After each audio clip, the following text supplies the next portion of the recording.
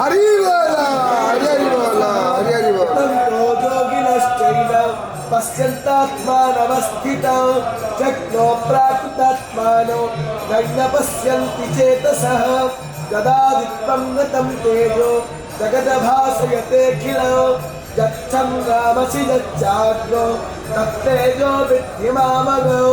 कामाविश्वच भूतानि धारयामहमोजसा उष्णामीचौषधी सर्वा सोमभूत्वा रसात्मकः अहं वैश्वानरो भूत्वा प्राणिनं देहमाश्रितः प्राणपानः समायुक्ता पचमन्यं चतुर्विधौ सर्वश्च चाहं हृदि सन्निविष्टो मतस्पतिज्ञानपकोहनं च वेदैश्च सर्वैरहमेव विद्यो